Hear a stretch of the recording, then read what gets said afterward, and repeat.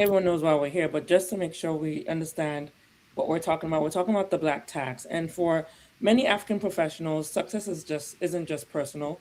It comes with a price tag. It's something that is called the black tax in the community. It's a cultural expectation of earning money that you earn money and then you're sending money back home or to extended family, and you're basically carrying the costs at your own personal wealth accumulation. Hello everyone. My name is Lola Harris. I am the advisor at large for DOWA, which is doing good work in Africa, and we have an esteemed panel here. And I'm going to start with Dr. Ernesto. Please introduce yourself. There you go. Ernesto Sirolli, Italian born, started to work in Africa in 1971. Not many of you were born. And I started to work for the Italian Technical Cooperation Services with African countries. And for 7 years, I saw many projects in Africa fail. The Italians would arrive uninvited to tell African people what to do. And as soon as the money ran out, the project would disappear because there was no buy-in at all from the African people. We would never ask them what the problems were. We would come with a solution that we had imagined, but was not the real need of the population. So many years ago, I started to work at the University of Stellenbosch in South Africa, a dissertation on working in response. And so for the last 40 years, I've developed a method, enterprise facilitation, that invites people to shut up and listen to the real needs of the local people, to help local people with capture the passion, the energy, the imagination, and helping local people create wealth for themselves, their communities, and their families. 40 years we've worked in 28 different countries in the world. We have helped to start some 65,000 businesses without ever telling a single entrepreneur what to do, but only how to do it. So I'm here with great joy and pleasure to speak about, yes, there are African entrepreneurs who are absolutely splendid. There is a problem that they carry on their shoulders very often, families, communities, and I think that that's what we are going to discuss today. Correct, Lola? The black tax. So. Yes, indeed. And I will go into a little bit more once we have everyone's introductions.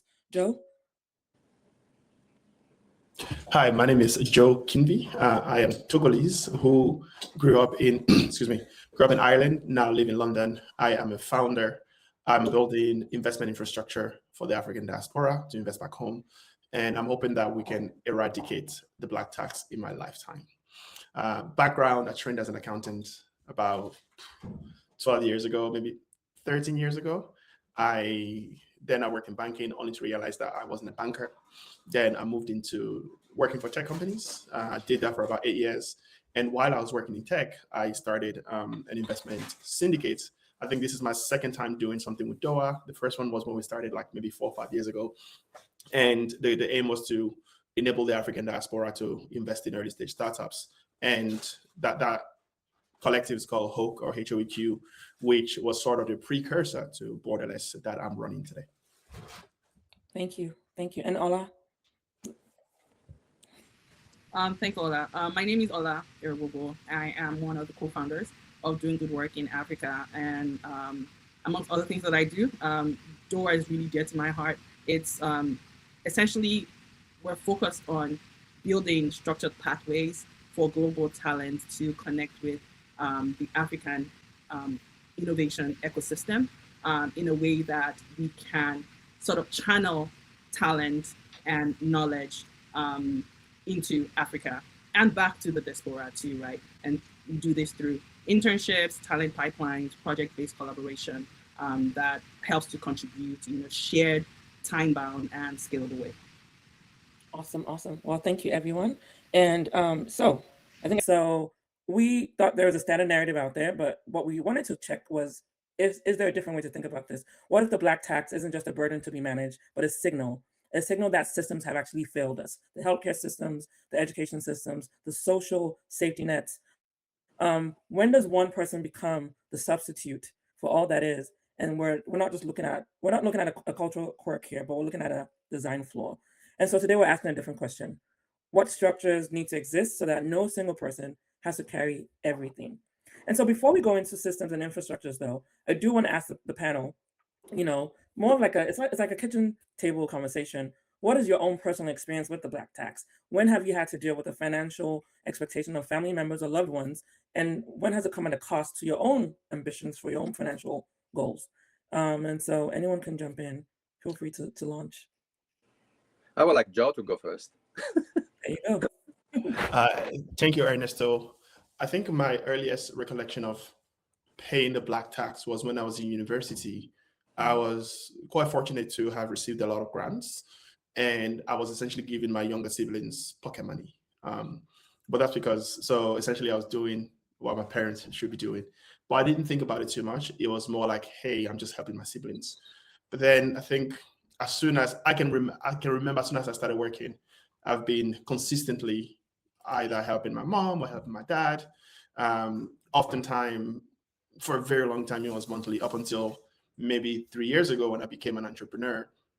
And when you're an entrepreneur, there's no guaranteed, like you kind of eat what you catch. So like you don't have that consistent salary anymore.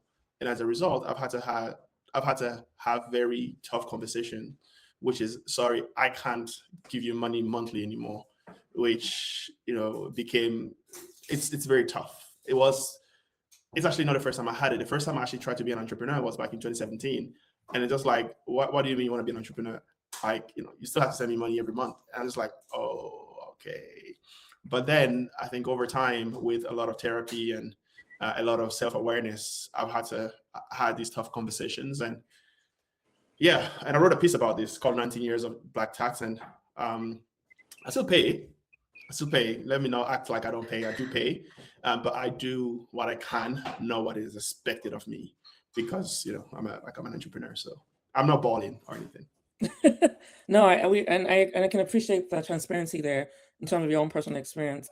Dr. Ernesto, I think you said you were obviously of Italian descent. I'm sure you have a similar connection to just the tax. Absolutely. Look, half of the population of my region left my region in Italy to migrate because of poverty.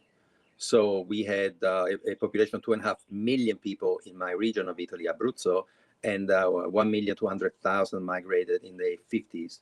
And what they all did it for a better life. And I know exactly what the Italian government, for years, the Italian government was surviving on the taxes that, the voluntary taxes that Italian immigrants would send back to Italy. So I'm very, very familiar. And I think that the solution is really about working on alleviating and eliminating the poverty of the community that we leave behind. And but there is something when I received the invitation and I saw that you wanted to talk about the Black tax. One example of international aid came to mind that illustrates beautifully how ignorant the people are about the Black tax. Because one of the most celebrated, even before it was proven successful, one of the most celebrated program of international aid ever launched was the Millennial Communities. Professor Jeffrey Sachs, Harvard University, the Gates Foundations, hundreds of millions of dollars, based on a concept that you cannot help develop a community by simply providing electricity or by providing water or by providing education, because everything is interlinked. So you cannot go to Africa and provide electricity if the children have no food. So you have to think about programs to cultivate, grow food, but you cannot do that if the children have no running water in the villages, or no accommodation, or no education. How you create jobs without training? So the Millennial Program was a very ambitious, maybe the most ambitious program of them all, because he said, let's provide everything at once.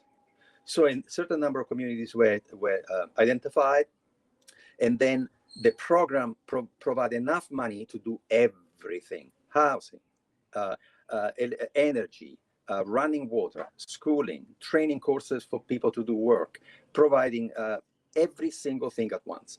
And the budget for this community was some $35,000 per year for every man, woman, and child. So imagine now a community in northern Kenya that receives an 35,000 American dollars for every man, woman, and child in program to change everything. Why did the project fail in the first few months? That's only in Africa. And unless you understand the culture, you will make the mistake yet again. The project failed because all the relatives came back to the village. So instead of 10,000 people, now you have 100,000 people. Because all the relatives and all the friends and anybody from that tribe, they said, oh, really? In this village, they give this much money? We'll all come back. And it's so logical, if you understand the black tax, you cannot just put money into one family, because that family all of a sudden will become an extended family with hundreds of members. So it caught the white professors completely unprepared, because they thought they had never considered the fact that that you cannot not engage with your relatives when you are making money, or when something's given to you, you have to share it. So it is when I go around the world talking about development projects, I tell the story and I ask the audience, why did the project fail? And nobody ever around the world guess why the project failed, except in Africa, where in Africa people say it fails because everybody would have come back. Are you kidding me? It would be like a neighborhood in America, where all of a sudden you put in there $1 million per person, woman, and child every year. Everybody will come to the community. So you will have the problem. The problem is not solved. So yes, I am aware, and I think that the solution is making sure that we do not ignore the African entrepreneurs who are in Africa. We believe that so much of what has happened with the Italian migration was then alleviated by what 50 years of hard work, collective and government work has done to alleviate the poverty of our regions. And that's why I specialize in development, and that's why at one stage I would like to tell you a little bit of hope that we have generated in some of the African communities that we work in. Awesome. Well, I think you talked a little bit about what we're going to delve into, which is the systems, right? If there's an opportunity to build systems. But before we transition, I do want to give Ola a minute or so just to talk about her personal experience with the black tax. Thanks, Ola. I've had to cut some people off. I've had to cut some things off too. I think some people can relate to this, being Nigerian and Ijebu. I like to keep my money close to me, but at the same time, I understand giving. But walking the streets of Lagos, sometimes what I realize when I'm in Lagos is that I would spend every single cash with me, because there's somebody asking me for money from the time that I step out of my door to the time that I return. But a friend of mine, Chidima, I'm not sure if she's on this call, told me something. She said, you're not planning your giving like you plan your other things. And she said what she does is she structures and she decides what she's going to give in terms of benevolence for the month. And that breaks it down for her for the day or for the week. And when she's done giving that amount for that, then she's done. And that's something I've sort of developed when I say I've cut off some people and I've cut off some things. Awesome. Thanks for that, sir. I think that's an interesting, you're structuring how you're going to get taxed, basically, what you're talking about. Yes. And I think it's a good way to segue into today's conversation, which is, we are talking about the black tax, and we're asking a different question. And I'm actually going to go back to you, right? We talked about I think it's a 100 billion remittance that goes back to Africa, right? And we hear about this flowing every single year. But the questions that we're not asking are, is the money actually funding, scaling, or sustaining? How would you tackle that? That is a great discussion. We've talked about it, 100 billion in 2024. flowed from the diaspora to Africa. And when people talk about that, they talk about it in terms of what's going to happen in 2025 and 2026. How do we grow that? And you're right. We're not asking the question of what did that 100,000 flow towards. I think part of the story is that it was more than what was put into VCs in Africa and into other things. But then when I start to think about that, like you said, what did that money build? What did it scale? And what became self-sustaining from that flow of that money to Africa?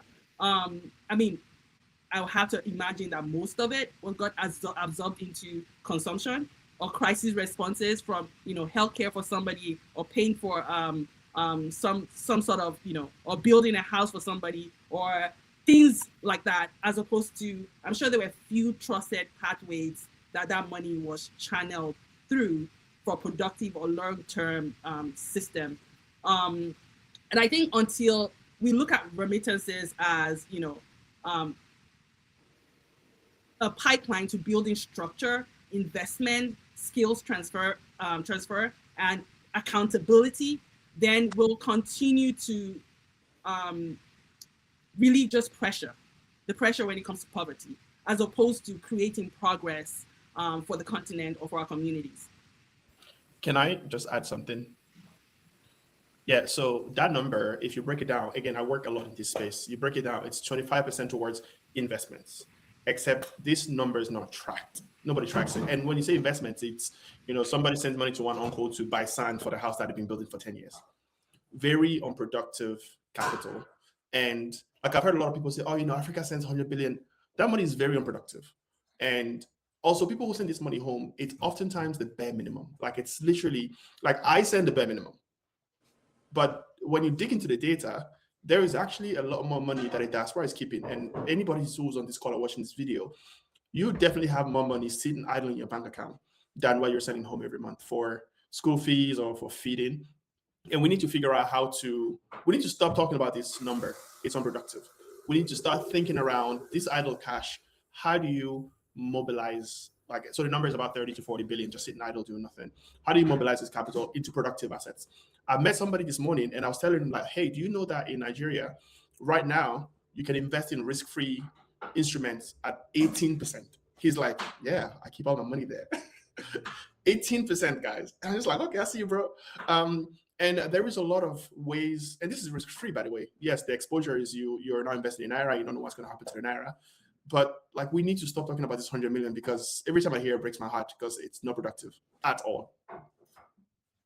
So I think that's an interesting thing, right? You're challenging the narrative even in itself, because we're not even pushing the envelope when we talk about 100 billion. But, based on your work with Hoke and now Borderless, how would you redirect that capital, though? How would you actually make that investment versus just talk about the consumption of $100 billion or more? I kind of just touch on it. So you will not touch the 100 billion, because if you stop, that 100 billion, if you stop sending it, people will go hungry.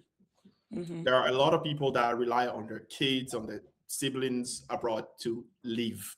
This is feed. So if you stop that money, then we have a hunger problem, and you don't want that. You'll hear things like, oh, my kids are in Europe, but I'm hungry. We don't want any of this. What you want is you want to essentially encourage the diaspora to invest that idle cash into a lot of projects, into a lot of NGX, into a lot of instruments in Africa. It does two things.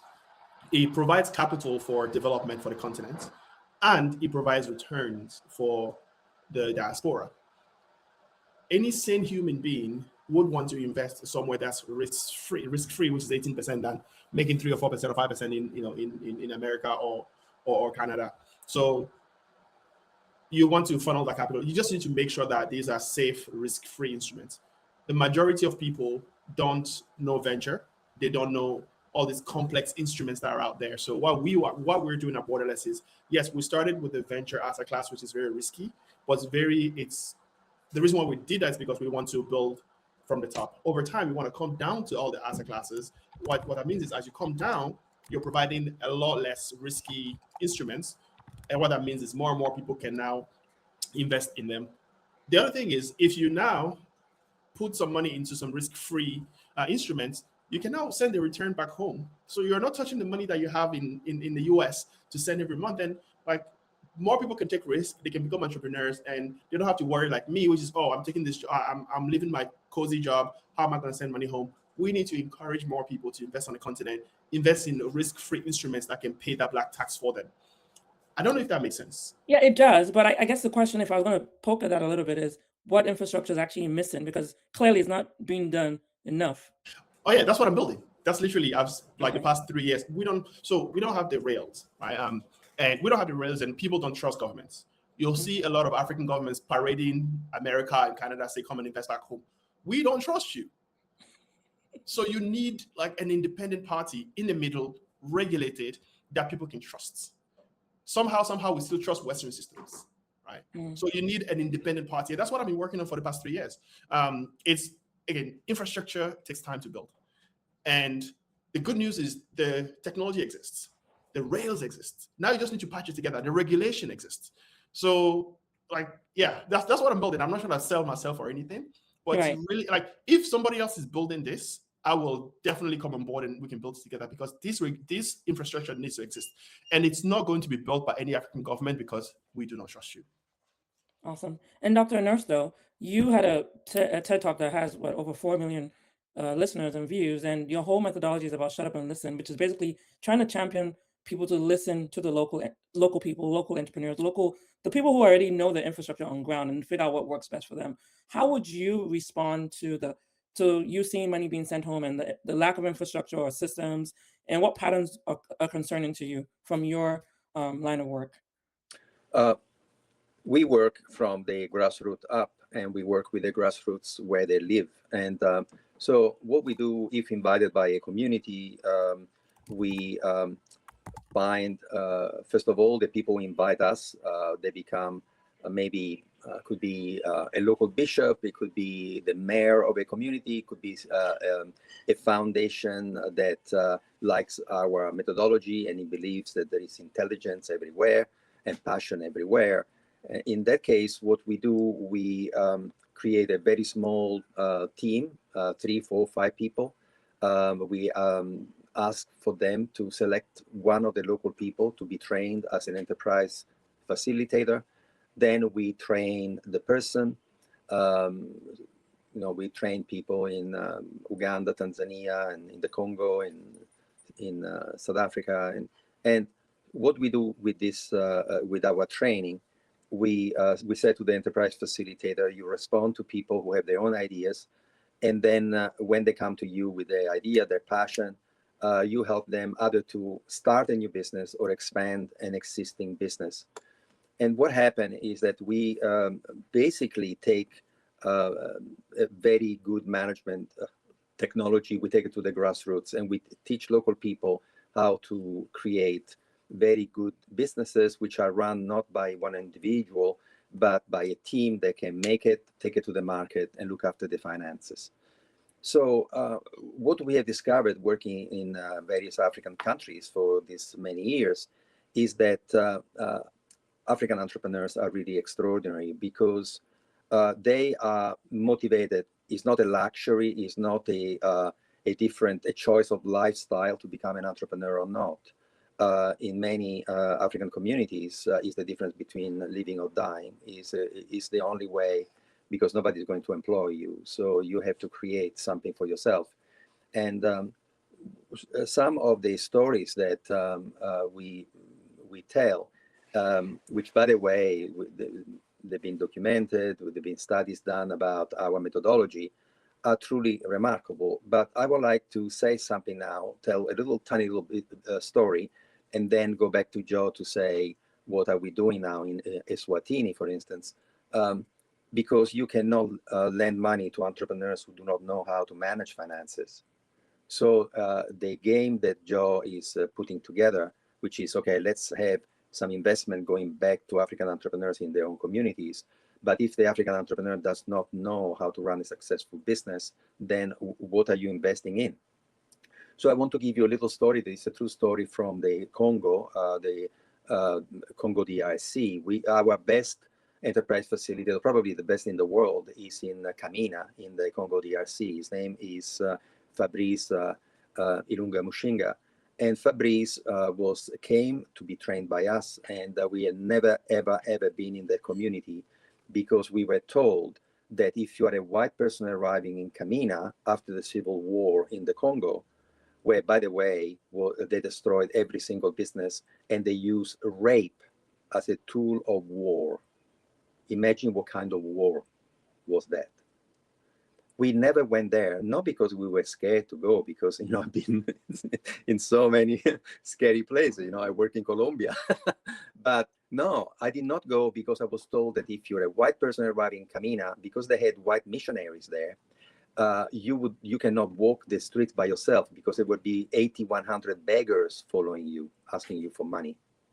And I said, I'm not going to go there. I'm not going to see that. I don't want to be seen as the white savior. I'm not. So we trained Fabrice in America. He's been there for some 12 years now, for 13 years. And Fabrice has helped to start some 300 new company, some 400 expansions, employing 5,000 people, always helping local people start businesses. But I want to tell you the story of husband and wife who had a bakery, a very humble bakery in the street. And what they did, they called Fabrice to say, Fabrice, we are making the same money forever. We open the door and we have the same customers. We cannot make more money. We are in this cycle that we bake, open up the door, we sell the same amount. How can we make more money? How can we really make an impact? And Fabrice asked the husband and wife, what do you do? Well, the husband is the baker and the wife is good with the finances for the bakery. And Fabrice said, do you have a marketing person who can go and ask the schools if they want bread? The hospitals, have you ever thought about that? And they said, no, we have, you know, the only way we sell, we open the door and we sell the same amount every day. And he said, do you have a friend with a personality to go and knock at doors? I said, yeah, I used to play soccer with a friend of mine who is dynamite. He can sell anything to anybody. He says, could you ask your friend, have a conversation with him to say, look, we don't have the money, but we can pay you on commission. Would you help us to see whether there is a market for bread in our community? Kamina has 100,000 people. So the guy said, okay, I'll try. The very first person he spoke to was the general in charge of the army base. And he asked the general, where do you get your bread for your troops? And he said, from Lubumbashi, 7-hour drives every day. And there are trucks during the rainy season, they cannot even come. Would you buy bread from us? He said, well, show me your price. So he came back, the first order was 6,500 bread rolls per day. Per day. So they needed to buy a rotary oven. And now they have in Kamina the biggest rotary oven in Katanga. And how did they get the money? They went to the bank with the order from the army base. And the bank says, okay, if you have an order for 6,500 a day, we'll lend you the money for the oven. And where did they go and buy the rotary oven? In Dubai. And really upsets me, because where are the Europeans? Why do we have to go through Dubai? Why don't we go directly? Why don't we make friends with the African continent? 1.2 billion people, of which 70% under the age of 70% under the age of 30. A booming demographics, the richest continent in the world. And we are not becoming the commercial partners with Africa. What's wrong with us, Joe? Where are the Europeans? Americans, the president of America dared to call the African country shithole countries? The Europeans, because of the sense of guilt, don't know how to deal with our African friends. We left the African continent in the hands of China, and the Chinese exploit the natural resources of Africa in another neo-colonial system. What's wrong? I believe that there is absolutely nothing that I've seen anywhere in the world like the African entrepreneur, because the demographics will support anything you do. You want to start solar panels in Africa? How many millions dwellings need electricity? It's already, and Joe, you're right, your instinct is correct. You can do investment in Africa, but what we need to do, we need also to teach management to the African people. In Eswatini, we have 3 entrepreneurs. They're all young and they're looking at youth entrepreneurship. Do you know that they government of Eswatini as a fund for youth enterprises, which is underutilized. There are people who do not know how to write a bankable business plan. So now we are looking at maybe 64 enterprise facilitators. We have a proposal with the government, say, why don't we cover Eswatini with enterprise facilitators who then can help entrepreneurs to put proposal to not only local investors, but foreign investors. So I see an alliance with organizations like yours, Joe. I want to be in touch, remain in touch with you, because once we have absolutely fantastic team together with a proven market and with sales, then investment becomes very important. Sorry to go for this long. Yeah, no, I mean, I think that's part of the conversation. Anything with Africa, it's multiple prongs, right? And so appreciate the background there. And I think just to shift the conversation a little bit, we also have talked about circulation networks within DOWA. And I'm actually going to put Ola on the spot here. And you talk about circulation networks, especially with the work that DOWA does. And I'm curious to understand, just talking about what Dr. Ernesto has talked about with, systems and the demographics being on ground and us maybe put it in even additional infrastructure to support investments coming in. What does a healthy circulation look like in practice to you? And how is that different from the known extractive pardons that we see that is normalized in diaspora talent? I think when I think about healthy circulation, in my head, I'm thinking about healthy relationships, right? How a relationship, it's a two-way street. We're giving and taking from each other, as opposed to one person just giving and giving and giving, right?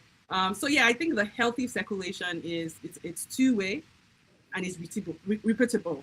It's we're building a system. It's not a one-off. It's not a one-night stand. It's not so many different things that you see when you think about relationships. What does a healthy relationship look like? And for us at DOWA, we see that as talent moves, right?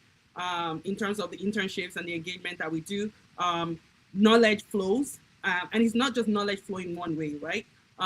And capital is deployed, right? The learning comes back to the communities where the interns are from, as opposed to extraction, which is one directional, like I said. It's that one-off giving that I'm sending, I'm sacrificing, and the circulation is more of it's a loop. It's a continuous loop of things flowing from one place to the other and back. Diaspora professionals are gaining experience through their engagement. Interns are gaining experience through their engagement. Organizations are building capacity, just like Dr. Ernesto was talking about, and being able to scale. We're strengthening the ecosystem. And it's a shared responsibility. It's distributed. And it's us remaining connected intentionally. Yeah, thank you.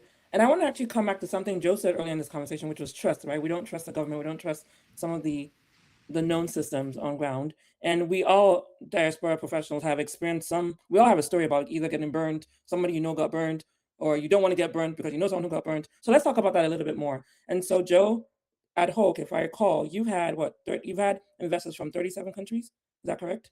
Yeah. Investors from 37. Yeah, and then they've invested across the continent, right? Can you talk through how a trust architecture actually works on a practical level? The KYCs, the legal architecture, the reporting. What is it that you've done in your experience to make people feel safe about investing and moving capital to the continent? I think what has worked for us, a bunch of things has worked in our favor. The first one is, we do what we say we're going to do. Mm-hmm. We've built a very good track record, and many people who join Hoke often come through referrals. What that means is somebody told their friend, and they're like, okay, well, when you send your money, did they actually end up investing the money? And the answer is yes. Because once that money is invested in the company, our work is done and the right paperwork is in place. What we do is actually beyond like the KYC. KYC are just standard. It's something that you can't really do without.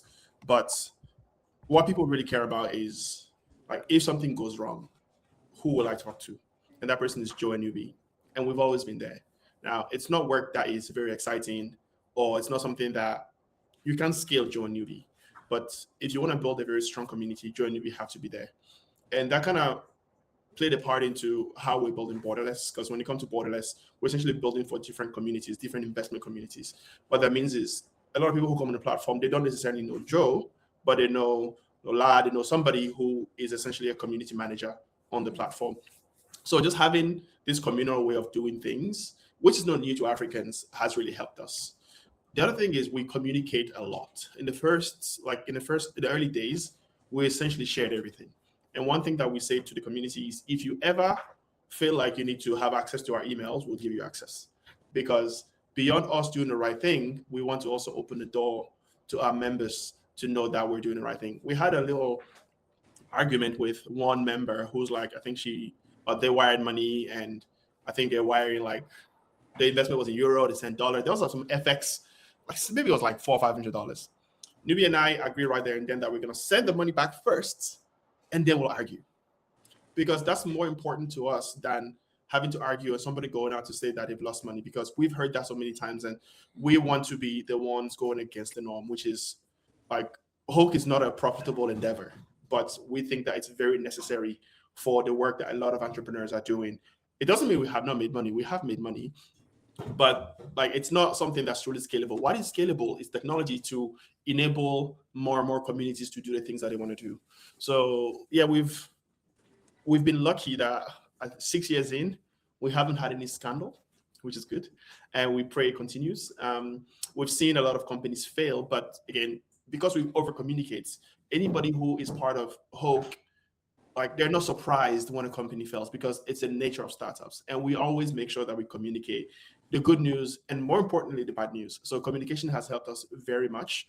And yeah, like, Hulk is one of those trusted collectives. We don't go around like blowing trumpets, because again, it's angel investing, it's risky. But like, if you know what we do, oftentimes people come to us not because of what we post on socials, but because the friend, the family, or somebody is part of the community and they can speak on our behalf. That's what has gotten Hulk around today. And when you look at 2023 and 2024, when there was the VC winter, we were still around. Like, we were one of the very few investment collectives that were still deploying capital, because everybody else had to take a pause and had to shut down, whatever the case is. But we believe that, like, we understand a bunch of things, which is this whole VC ecosystem is cyclical. And like, when you stop, it's very hard to restart. So we kept it going. We funded out of pocket, because this community is really, really important. Awesome. Thank you. And I think, we have about 15 minutes left in the conversation, but it's very clear that this is not a one and done conversation. If anything, the whole point of this was to start to challenge the narrative of how we send money back home. And can we instead challenge ourselves to think through systems versus just writing a check, whatever that means to you, black tax, systemized black taxing. And so on that note, I would like to get each person on the panel 1 minute so we can take questions. Here's a thought experiment, right? So instead of us saying, how does the diaspora invest instead of remit money back? How do we build systems so that the remittances that aren't necessary in the first place, is that even possible? I think Joe's work and Dr. Ernesto, we talked about how it's possible, but we know there's more systems to be built. And so for anyone who's watching this panel or listening to this later on, and they're in the diaspora and they're listening and feeling the weight of the black tax, but they want to move they want to move from a reactive support role into a more proactive impact role, which is what this conversation is challenging. What is the one thing that they should do within a month or 2 months that's not philosophy, but more of an action-oriented step? And anyone could go first. And you have 1 minute, though. I will ask them to speak to the leaders in their own communities at home, put them in touch with us, and we can explain that with $5,000, we have enterprise facilitators who are paid in local currencies around Africa, and some of them, the total cost for a year is, $5,000 a year. In some communities where they live on $200, a salary could be $200, $300 a month. So what happened is that with a very, very small investment, they can get so many entrepreneurs ready for investments. And so diaspora people, they could imagine the fact that there are two doors. One is only technical support given for free and confidence by an enterprise facilitator in the community. Mm-hmm. When they're ready, they have a team, product marketing, finance, they go and look for finances. So then you have both technical support and finances through with venture partners. So this is something that we have deployed. It works. Capacity building is essential in those communities. Thank you. Joe? Ola? So I wanted to say that like black tax is a function of poverty and lack of planning. And I am encouraging my generation to plan for the kids' generation and start now. And like even if you're just invested in S&P 500, please start it, because none of us should be receiving black tax from our kids. Listen, touching my ear. But to actually answer your question, I think we all need to go to therapy. I'm not kidding. I'm serious. I think There's black some tax is, programming that needs to happen. yeah, I think it's so ingrained in us that if you question it, you're that stubborn child, like this kid doesn't listen. But when you start questioning it, you're wondering like I'm just a child. I'm a baby. Like I need to be taken care of. Like I've been taking care of people for 20 years. I'm still in my 30s. So I think there's a lot of unlearning that our generation needs to do so that this thing doesn't continue. I pray that please, I'm not asking you to come and use my platform. I'm not asking you to come and do angel investing because you will lose your money. Just save and invest, like invest the money. Don't let your money be lost to inflation, because inflation is real. Diversify, they'll tell you to invest in dollars, but there's other currencies out there. Please invest, because that money, like you get richer with time. As long as you don't use the money, like they get richer with time. So be patient, think long term. Like we need to start thinking in generation terms, not what's happening in next year. Like we need to start thinking 2040, 2050, because you can't solve generation issues by thinking in years. So like I'm encouraging my generation, whether you're in your 20s, in your 30s, start planning that retirement now, because your kids should not be taking care of you. You should be taking care of your kids. You give them birth. Yeah, that's all I've got to say. I love it. And Ola, what's your take? Great points. I was going to say that the reason why black tax exists or works is because of the emotional connection that we have, right? And then I think about our children that some of them were born here and were raised here. Do they have that emotional connection when we're ready to send 100 billion or more back to Africa? We need to plan differently. We need to give differently. We need to plan our giving and be intentional about our giving.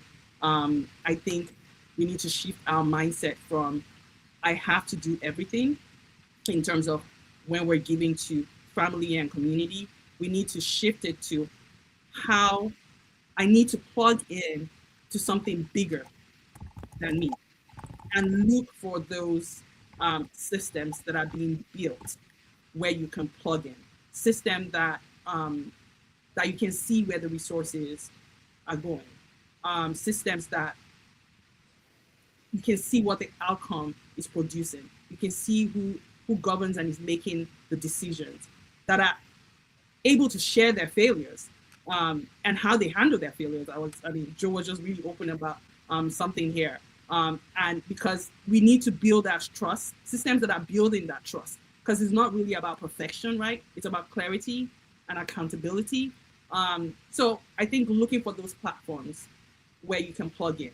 I'm not going to say plug into DOWA, but I know we're building something amazing at DOWA. It's not an individual effort, it's a collective effort.